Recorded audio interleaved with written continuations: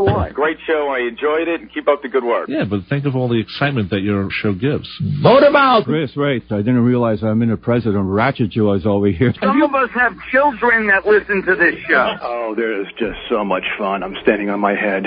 Our trained staff of 2 will help. I hate cars. Is this his dog and pony show I've been trying to get a hold of? I had to let you guys know that. I love your show. You guys are awesome. Quite frankly, there are better things to do with your time. This is my 4th call to you. I'm starting to get a little braver now. I'm always here, always listening. Yeah, I want to know what is wrong with my car. I'm a second-time caller. I'm a big fan. How are you guys? Your knowledge is very vast, and it ranges all over the place. I don't even see this much banter on my own show. Motormouth! You both have very personable personalities. Not many people listening, but that's okay. I'm selling snow chains. It's 92 degrees in Springfield. Pat, you just got to get a couple of models in bikinis and have them stand with the chains, right? Who's not going to come talk to them then? Now, Motormouth Radio is willing to go for the cost of these babes with the bikinis, right? There are answers, sometimes correct ones, and we may have them.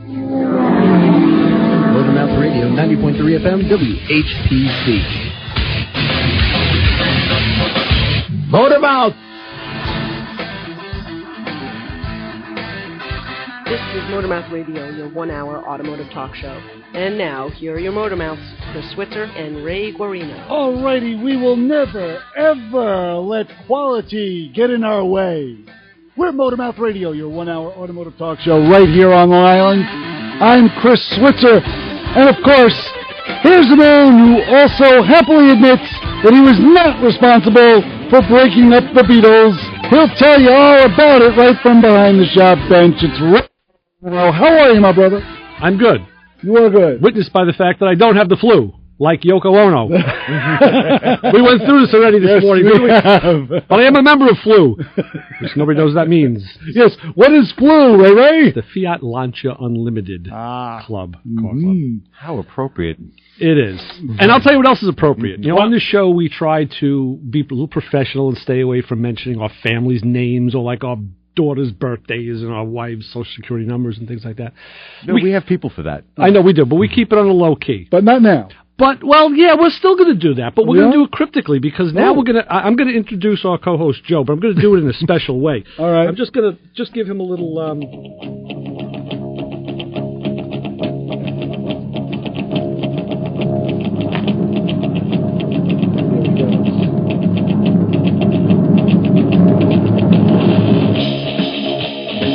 How's that? Mr. Joe D in the studio with us. Very special occasion. And as well as our other special occasion, we have Mr. Marty Schorr on the phone today talking about the book, Ford Total Performance. This is a real chronology of Ford racing from, I think, it goes from like 64 to 70, 71, 70s, like. yeah. Yeah. It's really the heyday. Very impressive. Ford. And Marty put a lot of work into this book, and he'll be calling us at the quarter hour and talk all about it. That sounds good. Until then, it's an open show. So how are you, Joe? I'm still sitting up. There's no need for any guide wires or anything like that. I just feel a little older. That's a plus. But you look great. Well, thank you. You got color in your face and spring in your sitting there. I know that's actually the turn signal switch I worked on yesterday. It got stuck in my pocket. And let me tell you, that little bug is sharp. That's for sure. Hey, I got a dumb statement, a little thing to test the noodle. What do you got? Yeah. I got into the Pathfinder today, started it up. Mm-hmm. And for the first... It did. Okay. For the first minute of driving, I was almost getting asphyxiated with the gas smell. And I'm like, I almost turned around and brought it back. Wow. And then all of a sudden it dissipated. Gasoline or gas vapor? It must have been gas vapor because it didn't smell like gasoline. It's like exhaust, you're saying? Well, it wasn't exhaust. So it smelled like gasoline. But it wasn't. It didn't smell like the liquid gas. It smelled like burned gas. Ooh. You know when you're behind a car that accelerates rapidly, and you get the smell almost like an unburned gas within the exhaust. What a lot of people used to say, it's cars running rich. Right. There's actually two versions of that. One of which is the rotten, eggy, kind of sulfury. No, that wasn't it. This is like standing in a gas station on a hot day. That's like behind anybody with a Holly carburetor. Yeah. Okay. There you go. That's unburned fuel. That's misfires. That's was the Truck's running rough. What was the fuel trim? What did the fuel trim look like? I have no clue. Because I know you did some diagnostics. Yeah, of course. Oh. I went from one traffic light to the next one. And snapped out of it. Right, and that's what it did. It snapped. By the time I got probably to the Parkway, it had cleared up, and I didn't smell it anymore. Wow. And you started up from Stone Cold? Yeah. Okay. And usually that would be accompanied by some type of misfire or something, or you had some type of unburned liquid fuel puddling on top of the cylinders, maybe from a leak in fuel pressure regulator. I was going to say, the fuel pressure regulator decided to go full bore. Right. See, there's that regulator thing again we were talking about a few weeks ago. That's why they're so important. Yes, because without that, then you get either way not enough or way too much. Or an injector popped out and just decided to piss on the intake manifold. But it doesn't. No, but it doesn't smell like gas at all once it's in like a closed loop mode. Well, that's because then it starts correcting for itself, and then you're okay. I think it's time how many times has it done this? Just the once? So far, just once. And now, mind you, I hadn't driven the car in like 2 weeks. Okay. I think we should give it a pass. Okay. We could start, because you could start chasing ghosts. Right. And I know it, believe me, it only does this on Tuesday. Well, then why are you here on Wednesday? It usually takes more than 2 weeks for something like that to happen, but it's not out of the possibility. Nothing, believe me, after a while, nothing's out of the realm of possibility. But I think you had some, you used any coolant lately? No. Okay. Was the car hard to start? Nope.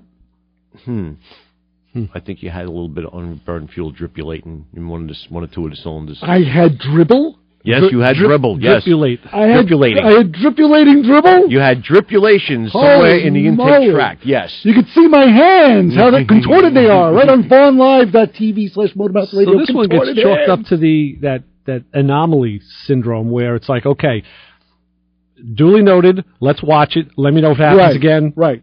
Yeah, that's all. Just make note of the conditions, write them down someplace, and then we will just put it together. 30 degrees, mostly dark. Get the fuel trim.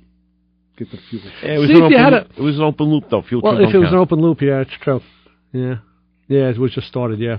I didn't bring the toolbox that I needed. Just a thought. Just interesting. Just to ruminate within the confines of your noodle there. That's all I was looking for. We're going to go. I got here. Yes, you did. Yes. Got here. All right, we're going to go to the phones, to the fun. How you on with the Motor Mouths? How you doing, Chris? Steve here. How you doing? What's up, Steve? How are you, brother? How you doing? Doing well. How are Everybody. I just had a fast question I had a battery failure. It's AGM battery on my motorcycle. Yeah. Basically, now I got all three types. I got the lithium, which is doing fine. This one I got with that old bike Ray's familiar with. It came with the bike. The guy says, it's pretty new. So it's got to be 2-3 years old, the AGM battery. It was fine when I put it away. We had a warm day the other day. It had 13 volts in it. I took it out for a 40-mile ride, and I just got stuck a mile from home. It was like down to 10 volts. It wouldn't even run the bike.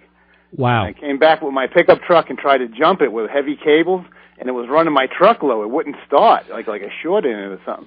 But it was like an instant failure. It didn't, like a regular wet cell battery, you could tell it's going bad.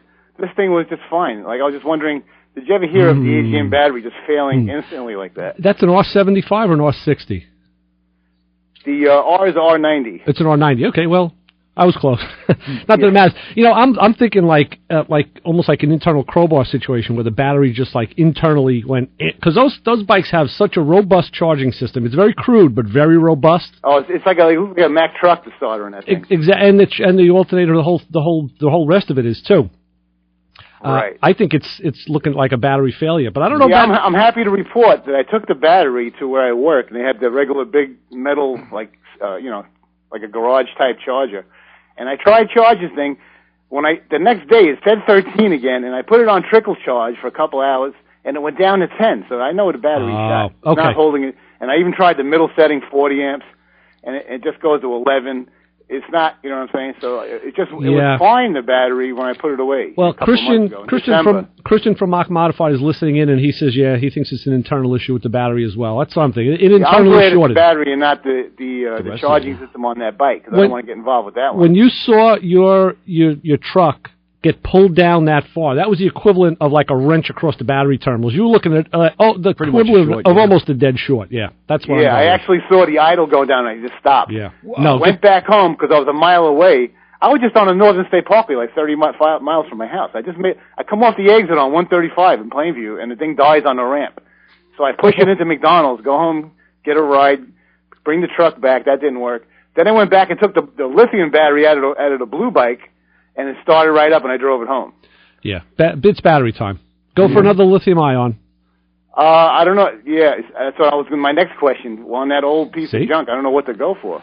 I hate to go back to that wet battery because that's really old-fashioned. Which lithium ion do you have in the other bike? It was called the Shorai, Shorai. Okay, not familiar with that. I'm using one by Ballistic Battery. I heard that name, yeah. And I was looking up that one. Have had very good luck with it. Of course, Christian being old school says his fix is a kicker and a magneto. But barring that, yeah, I like the Ballistic. I showed Kristen I didn't bring the bike, but I was over there. I gave him some old tools for my father because from your recommendation that he's a nice guy. Yes, you're one of the best. I was going to say that shop is gorgeous. It is. You must have really freaked that way. I want to work there. I'm waiting for him to hire me, but he won't do it. Because he knows we'll just talk all day about old stuff, and then nothing will get done. No, I say, Steve, wherever you get it from, another lithium ion should be in your future. Yeah, I guess so. Can't keep sharing the battery on two bikes. And Christian says thank you for the comment. That's okay. All right, thank you, fellas. All right, Steve. Thanks, Steve. All right, we'll talk soon. Take care. Bye-bye. 516-572-7440 is the phone number. Do you want to hit some music, or because we're going to take a break? Is my watch slow? It says 5 after. What time is it? 5 after. No, it is. Oh, it's 12 after. Yeah. 12, yeah. I was going to say I got an old school delivery this week too. I got a straight axle sitting in my driveway. Yeah, I saw that picture. Yeah. Oh, sorry to hear that. Yeah, that's a lot of fun. All right. Yeah, we'll go out. We're going to go out for a break. Yeah. Okay. I'm waiting. All right. Well, you're going to hit some music, or you're going to hit some music. I will hit some music because since I had to go back to the texting for Christian, I had to leave my music page on my phone. I see that. All right. Here we go. Here's another one, Joe.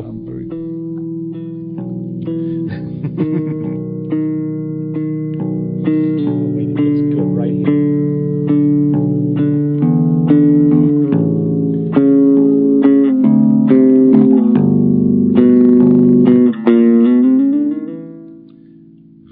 The Motor Mouths will be right back with your car questions. Give us a call at 516-572-7440.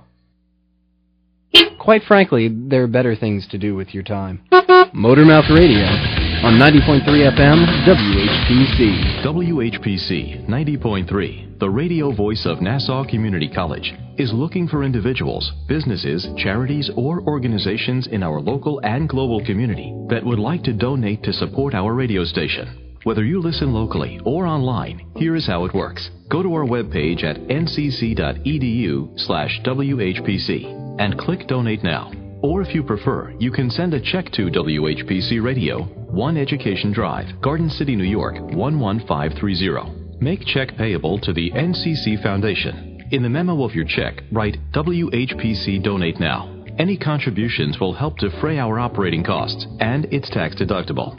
This message was brought to you by the radio voice of Nassau Community College, streaming online at ncc.edu/WHPC. Your car not running right? Let the Motor Mouths help you out at 516-572-7440. Oh, yeah, I forgot to mention the Motor Mouth Radio Honor Group of the Hour drivers who paid off their vehicles. If you're proud to see that title arrive in the mail, you're part of the Motor Mouth Radio Honor Group of the Hour. Just want you to kick that in. Joe D., Ray Guarino, I'm Chris Switzer, manning the board and just waiting patiently to hear from Uncle Marty Schorr, and good old Uncle Marty. Talk about his book, Ford Total Performance. Looking forward to it right here, right now, and probably trying to air out my lungs from getting asphyxiated from my Pathfinder, but that's another one. And was it that bad? It was. Wow. It was a little. It was just shy of frightening.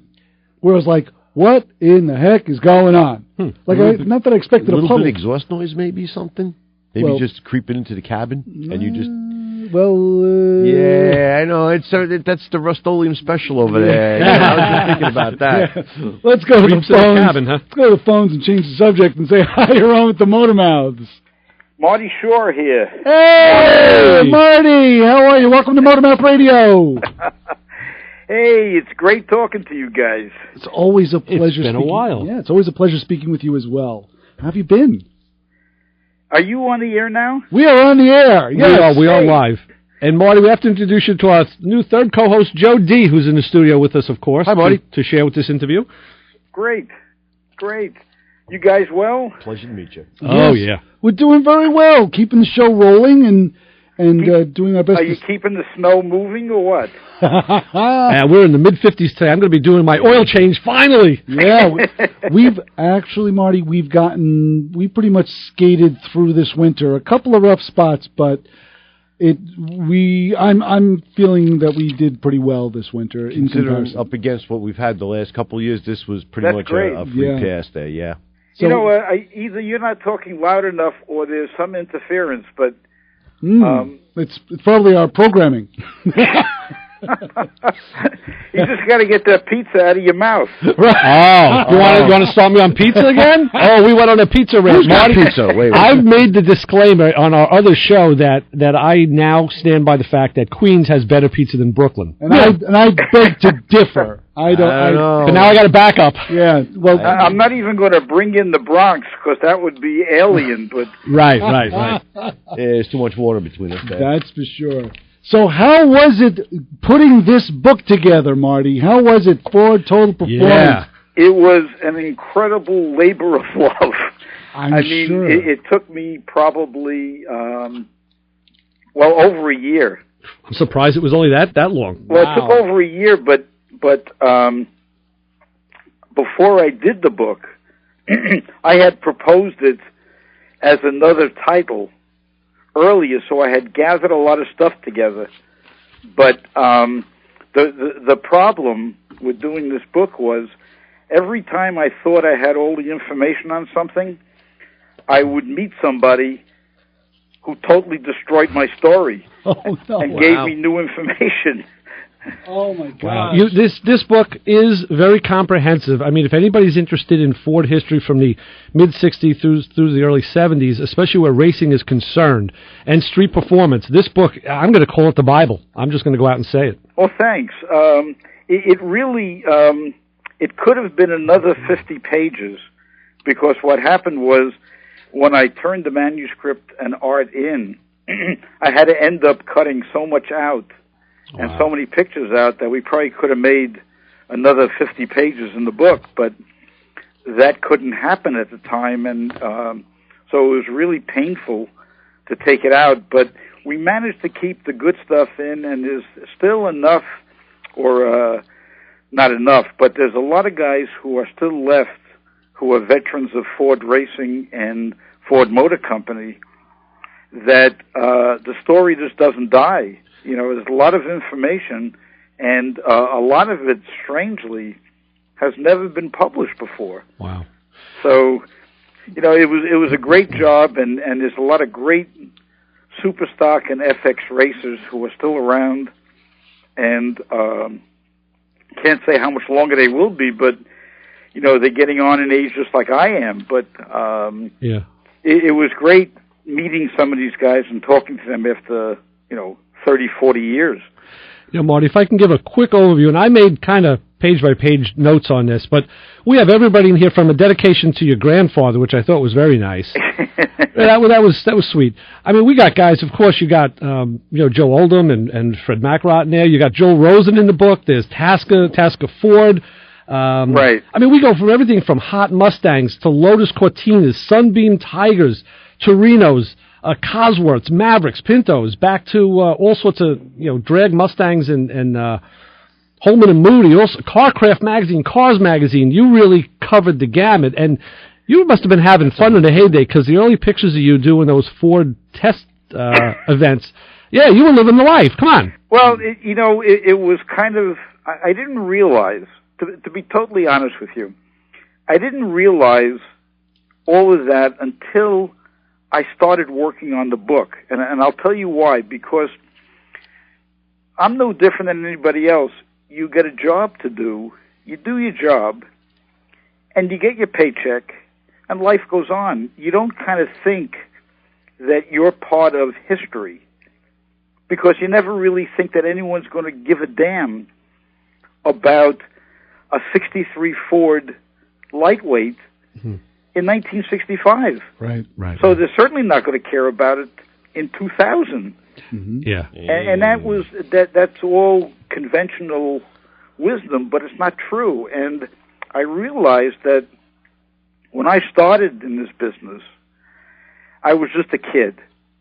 And nowadays, a kid of that same age is a whole different story, because you got kids who are multimillionaires today because of Silicon Valley. Sure.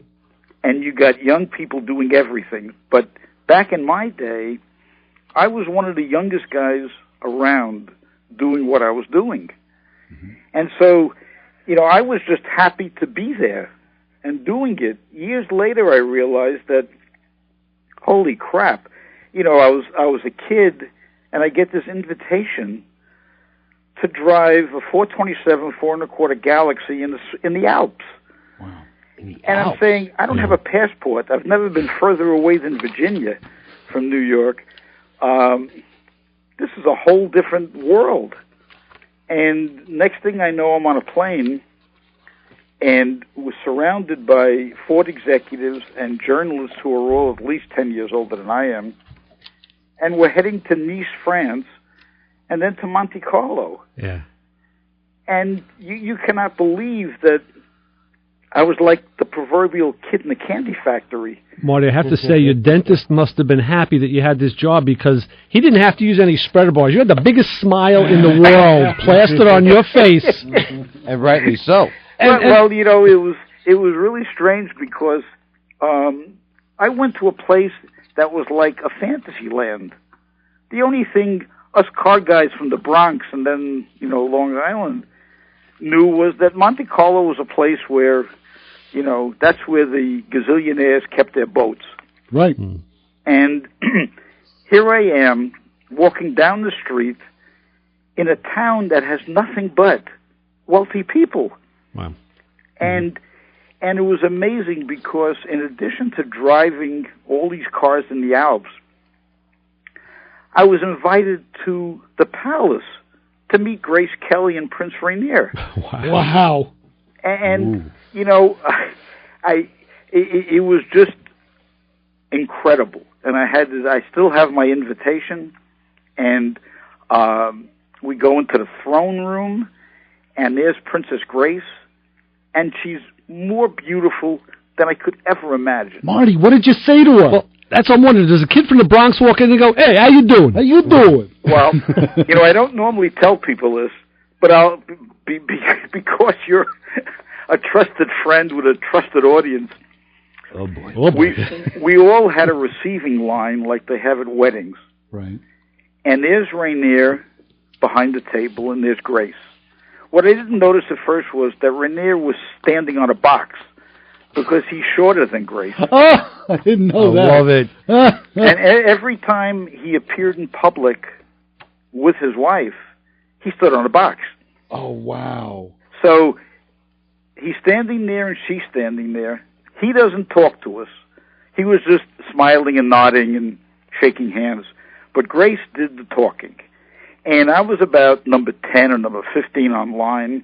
And it's like a wedding. You say something nice, you shake hands, and you go have a drink. And I noticed, you got to remember, I was a kid, I was from the Bronx, I had an attitude. And I was surrounded by older people. So I'm online, and I notice that Grace is only talking French. Oh. And all the journalists were American. And it sort of just pissed me off.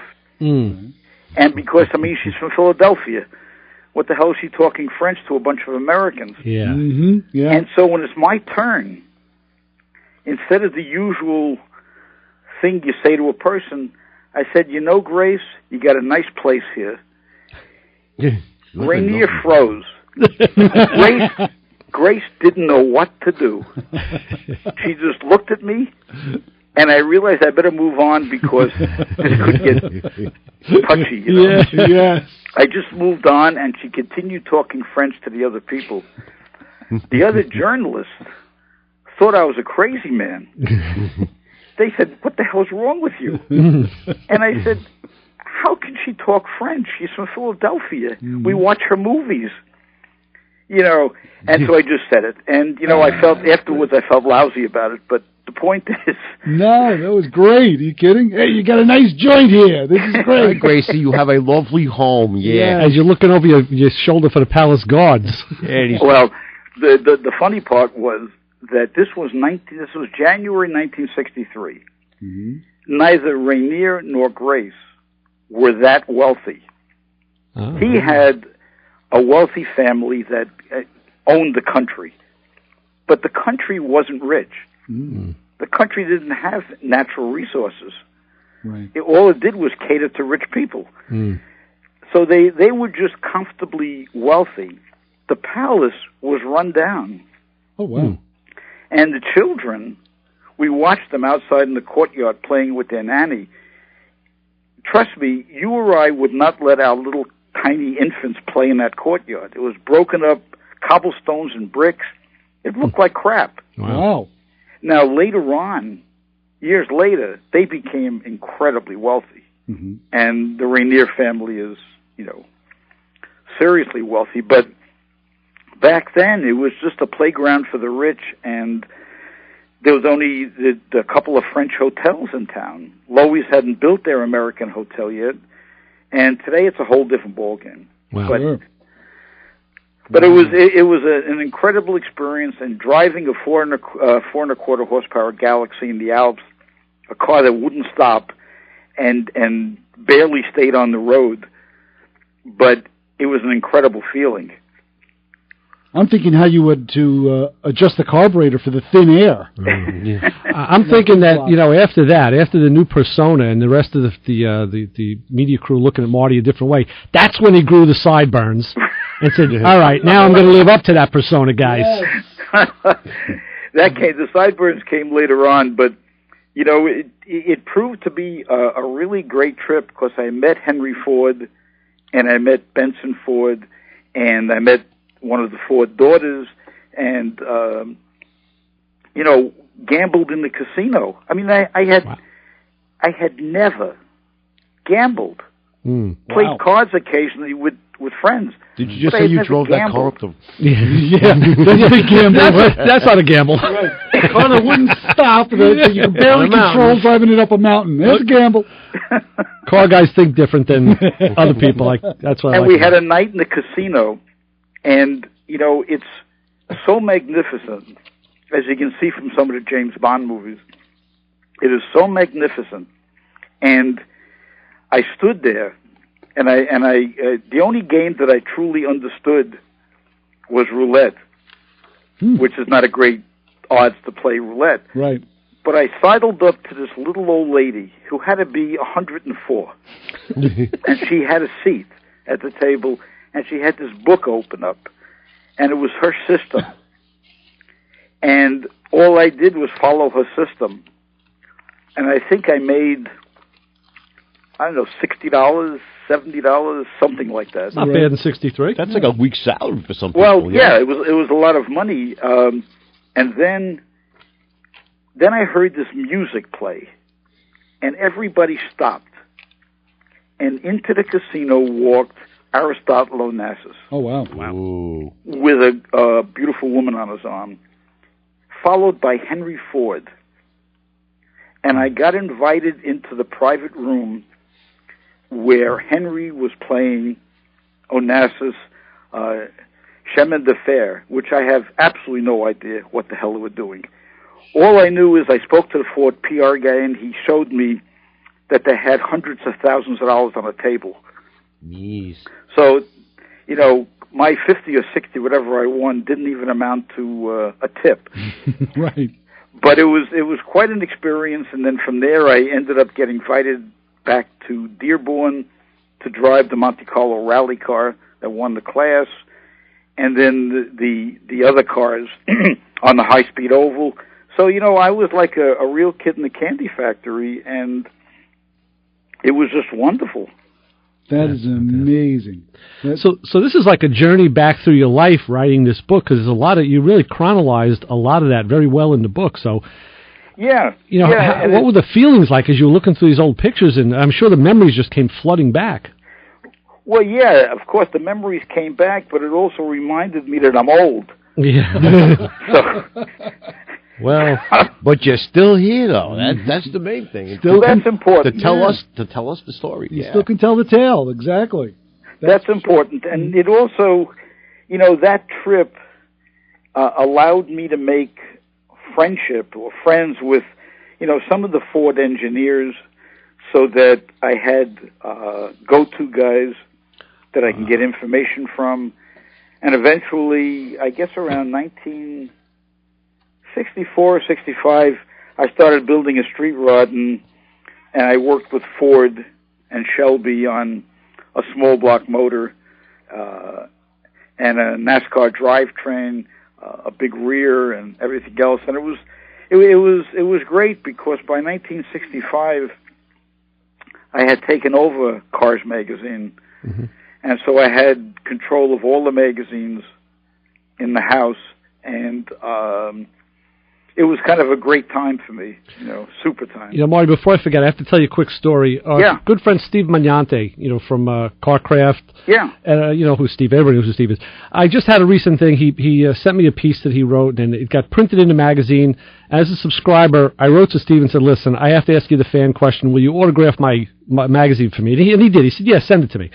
So I did, and when he got back from Barrett Jackson, he sent me that with a bunch of other nice little stuff from photo shoots and an old Carcraft magazine from '65, and he says, I got 100 of these things, and so I wrote back to him and said, so do I, and I sent him a picture of a box I have it's the box from the Vintage Air from my car, under my pool table, and just it filled with old magazines. And he wrote back and said, wow, Ray, he goes, you got Cars magazine there, you've got like High Performance Street, he goes, you got some good magazines there. And I said, yeah. I said, well, I only keep the good stuff, you know. So now Steve was actually in awe of my magazine collection, which kind of was high praise, but it was Cars magazine. Well, Steve is a good guy, and excuse me. A few years back, when he wrote his book on altered wheelbase cars, he had a very nice thing in there about me, that I supported that whole movement with Cars magazine back in the day. And he ran something on, I guess, I must have sent him the picture, because he credited the picture to me, but he put a piece in his book, and it's titled, It's a Sure Thing. Oh, yeah. Okay. And it's a picture of me in 1963, adjusting the linkage on a 63 Dodge Ram Charger. And it was, you know, with the outboard opposed quads. Right. And it was a picture that was taken of me before we went to the track with this white 63 Dodge. And I had recently come back from the Army. And so I had this white stripper of a car, automatic, 426. I don't know if it was a stage 2, probably wasn't, but it was dual quads. And I had gotten a guy from the Army who I was with, and his friend, and we were going to go out to the track and run the car. And I made some runs locally with the car, and it was a pretty strong car. And we loaded it up with a toolbox. That day the picture was taken, I was just adjusting some linkage. And we threw a toolbox in the car, and my friend from the Army and his friend, and we all headed out to, I guess we were heading out to either New York National or West Hampton or whatever. We're on the Long Island Expressway, still in Nassau County, and we blew it up. Oh, nice. It had a pretty stiff gear in it, and I think I must have over-revved it cruising, and the car stopped. And it was Sunday about, I don't know, 9:30, 10 o'clock in the morning. And I had to call the Dodge PR guy up wake him up in the morning. Oh, I'm sure he must have loved that. And let him know that we didn't make it to the track, but you have to get a truck out here to get the car. Pieces. Marty, can we take a quick break? When we come back, we'll talk more about your book, Ford Total Performance. Very good, thanks. Let's do it. Ray is in charge of the music today. All righty, when we come back, we'll be talking more with Marty Schorr. Yay! Ford Total Performance, Ray Guarino, Joe G. And some very cool music in the background here at Motormouth Radio. So please, keep it where you got it. Got a lot more of this. It's all coming your way. Your car not running right? Let the Motormouths help you out at 516-572-7440. WHPC Garden City, New York, the voice of Nassau Community College. Join WHPC's Daily News Wrap-Up, weekdays at 4:30 p.m., bringing you a complete report of the day's news home and abroad, as well as sports, weather, and many other informative features.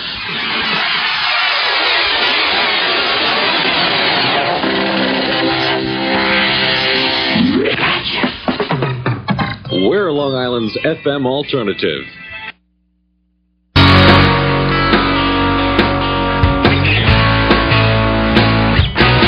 Your car not running right? Let the Motormouths help you out at 516-572-7440. All right, hold on that phone because we have the man on the line, Marty Schorr.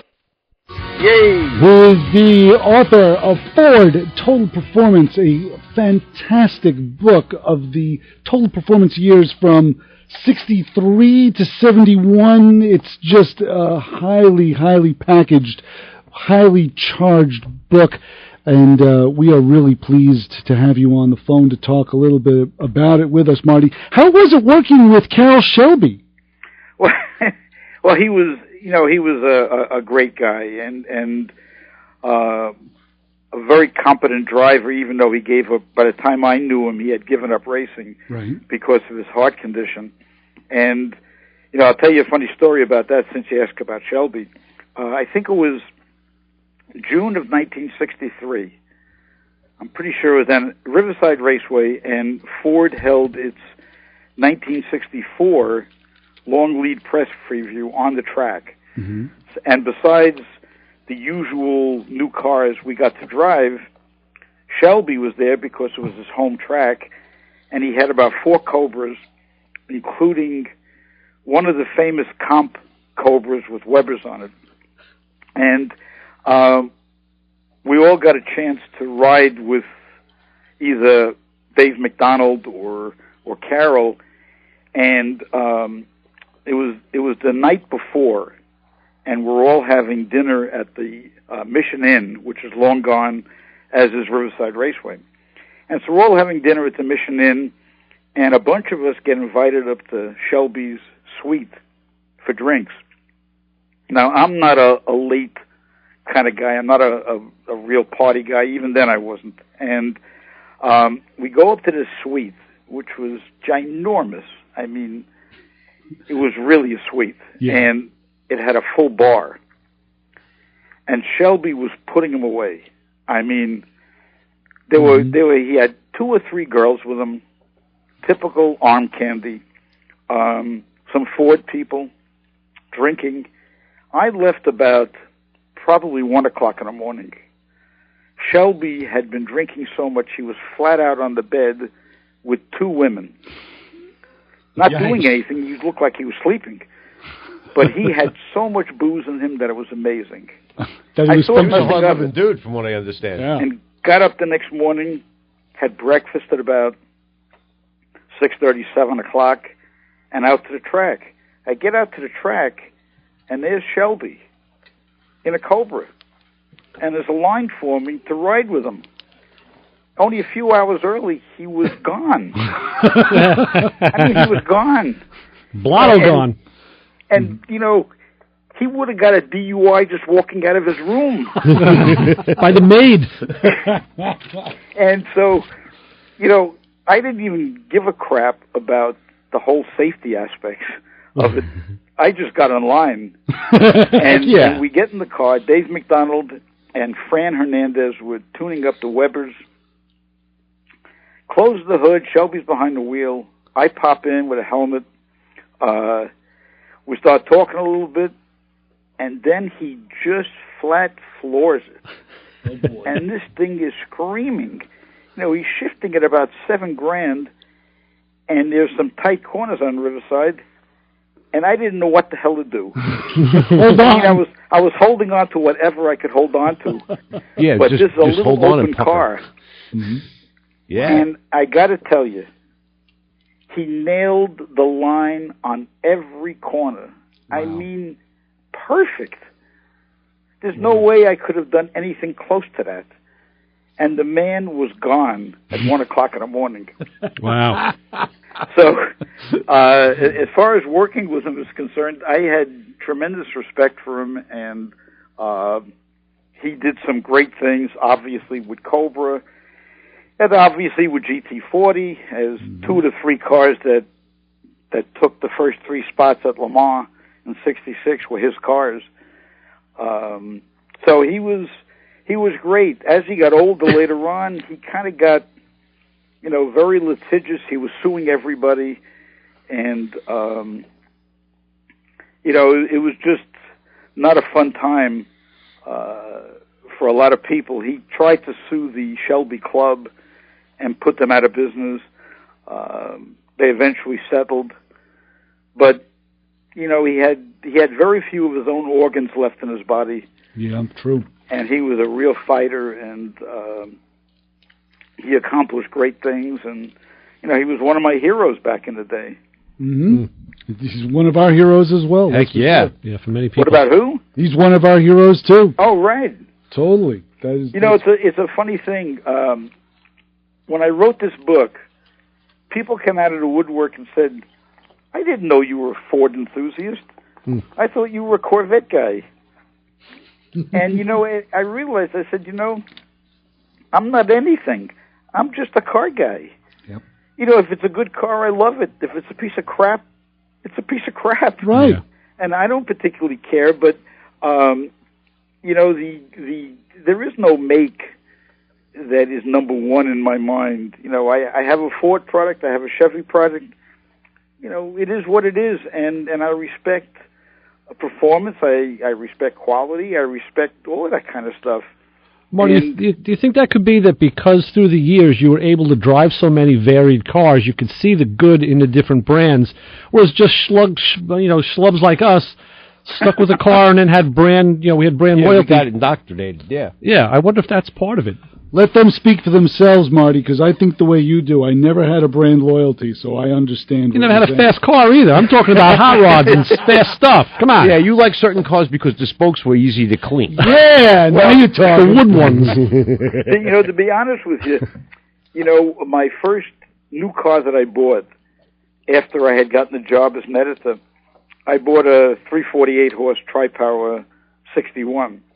Nice. Bonneville. And I fell in love with the car before I ever drove that particular car. What happened was I got an assignment to do a road test on a 348 horse 61 Pontiac, and I found a dealer in Connecticut whose son had ordered a loaded car, 8-lug wheels, everything. And it was a convertible, I think. It was a convertible. 4-speed convertible, bucket seats, 8 lugs, tri-power, and he gave me the car to play with for a few hours. And the car was so nice. I mean, the interior was gorgeous. Mm-hmm. The seats were fantastic. It had the tricolor seats? Yeah. Yes. I thought that was only in the 50s on those And cars. the color was, I forget the name because I ordered it myself. It was that maroon. Oh, yeah. Used to be, I'm trying to think, Tejan red type thing. But right. Mm-hmm. Yeah. Anyway, I drove the car, and I couldn't believe how this big car with a 4-speed just handled and did everything so well. It had a T10, and it shifted like in a Corvette like butter. Yeah. And the engine was so responsive, and the 8 lugs were so beautiful. Yeah. Wide track years. That I came back and wrote about it and realized that I got to buy one of these things, but there's no way I can afford to buy 8 lugs and bucket seats and all this other crap. So I got just a Bonneville coupe, manual windows, power steering, no air, posi rear, automatic, and it was probably one of the best cars I have ever owned. Wow. Just absolutely wonderful car. Marty, we have a request. Our good friend Billy G from up in from the Malba Car Show. Yeah. He wants to hear about he's listening now, and he's loving it. He wants to hear about the Holman and Moody stuff. You mean the rise and fall? Yeah, whatever you want to. Marty, let's take a quick break first, and we come back and we can jump right into it. How does that sound? We'll do. All righty. You got music? Absolutely. We're going to see if Ray has music prepared right now. Yeah. Okay. We're talking with Marty Schorr, the author of Ford Total Performance, right here on Motormouth Radio. We're changing it up, Joe. You got to get those fingers limber. Okay. Oh boy. Getting into a bluesy effect here, Marty. Blues boy. I just got calluses listening to this. Right here on Motormouth Radio, where we're talking with more of Marty Schorr. It'll be coming right up right after this. We're going to get into the Holman and Moody years. Hold on. Your call 7440. Gamers, anime watchers, comic book enthusiasts, lend me your ears. For today, you experience a radio show unlike any other. It's Nerdvana on 90.3 FM WHPC. Take everything you know about traditional radio and throw it out the window. Justin Greenberg and I talk about everything games, anime, comic books. It's from 11 p.m. to midnight every Friday, only on 90.3 FM WHPC. Welcome home, nerds. Welcome home. Got a car question? Give the Motormouths a call at 516-572-7440. All righty, hold the phone because we're on the line with Marty Schorr, the author of Ford Total Performance. And when we stepped away for a second, we were talking about the Holman Moody years.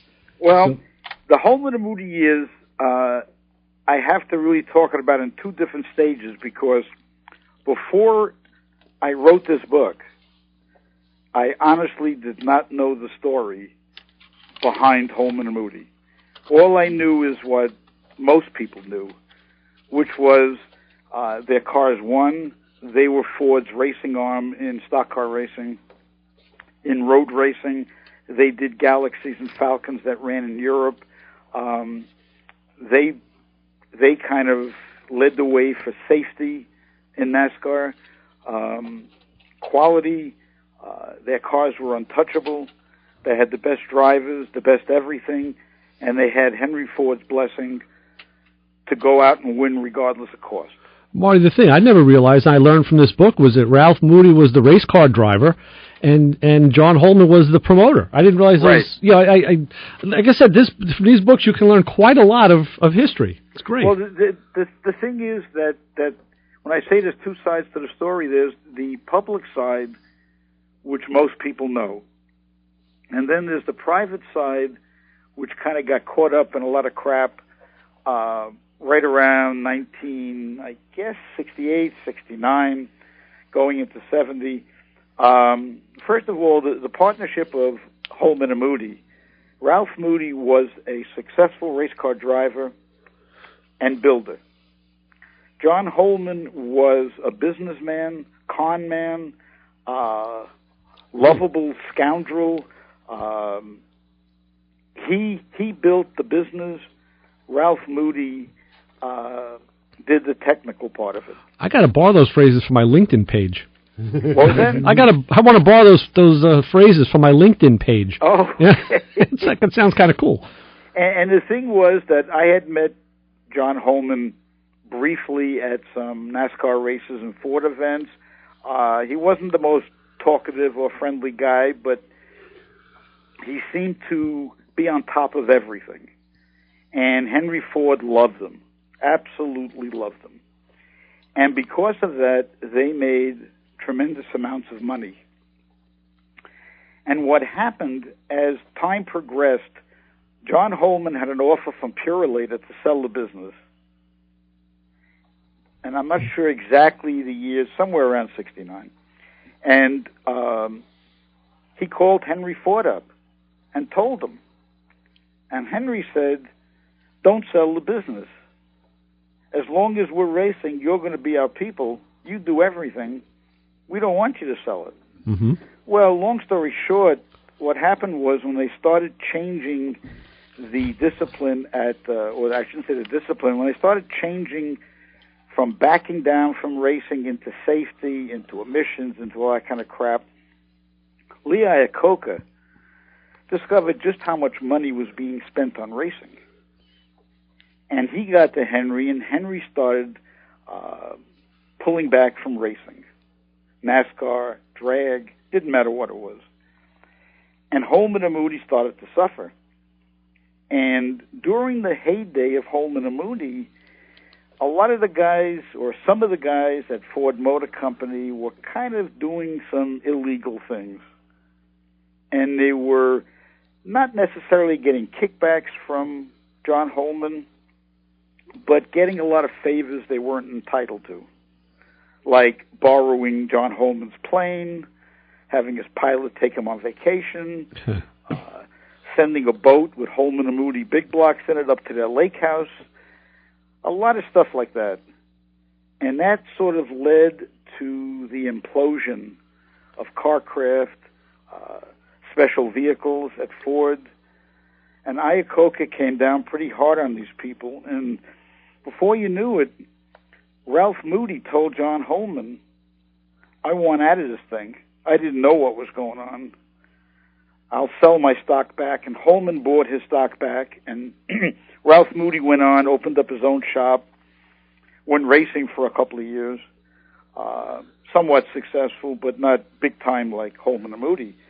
And from then on, it was all downhill. The company went into kind of receivership, bankruptcy. Lee Holman, who wrote the foreword for my book, came out of his business, which was selling sailboats, and took over the company, put his money into it, and bought it out from the bank, and kept it alive.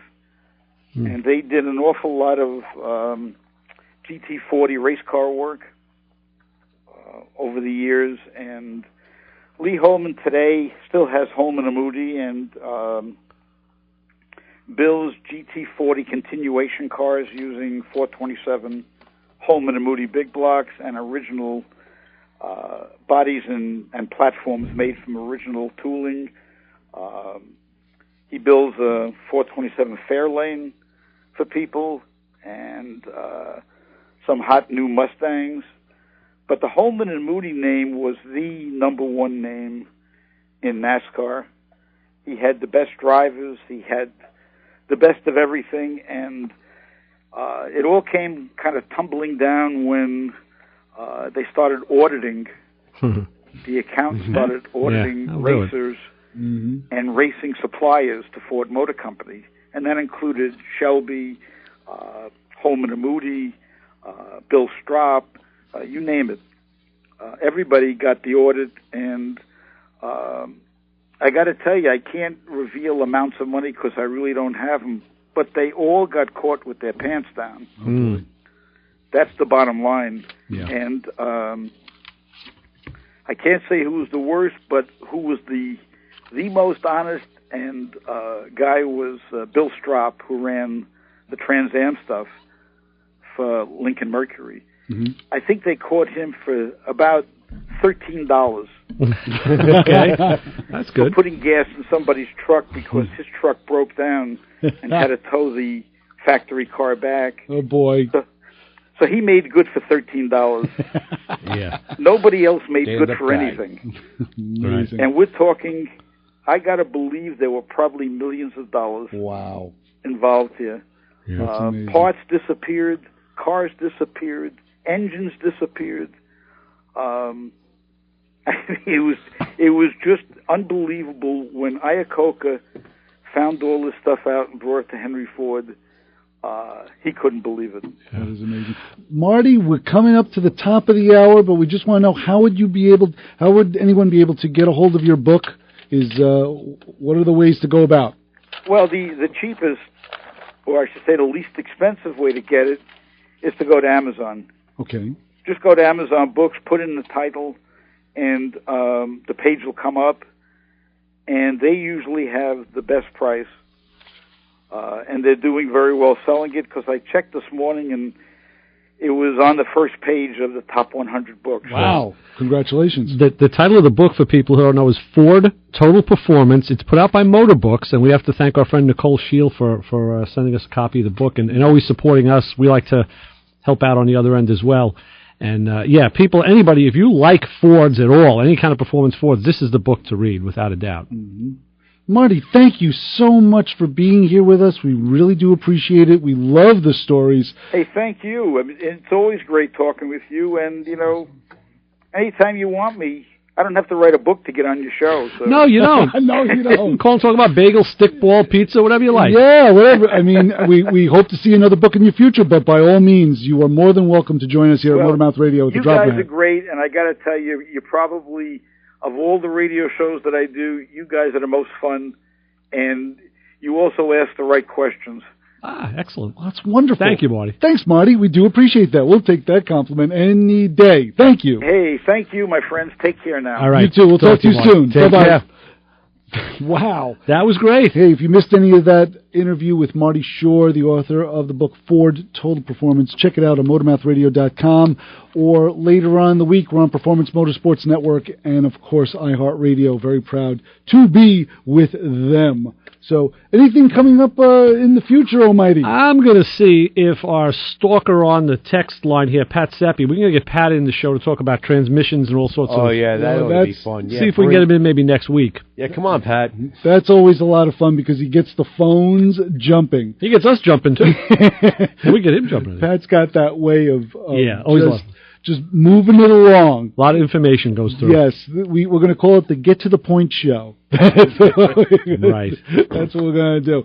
Joseph, thank you so much once again being here, sharing the stage with us as usual. Pleasure. It was a day to listen. We all listened and learned today. Which is great. Definitely. That is true. Quite the guest, yes. Yeah, Marty is just, I just can't get over the wealth of information and the great way he explains it. It comes over. It's just very cool. Yeah, you don't get many guests more of an A-list caliber than someone like Marty Schorr. Very, that's for sure. very true. For Ray Guarino, for Joe D, I'm Chris Switzer. Wait, go ahead. Well, one more tune. Want to leave out with that? All righty. And thanks for listening to the Bass Show. Yeah, this has definitely been the Bass Show. I'm Chris Switzer, and of course, the best advice we can give is don't follow us home. See ya!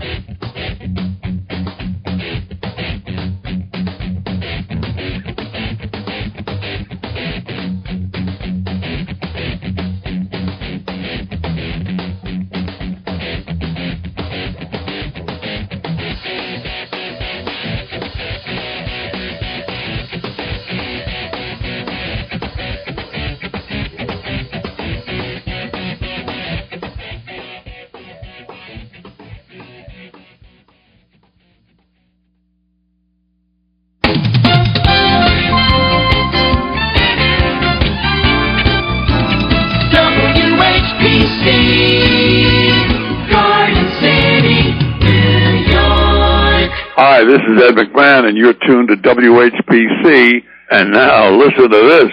Here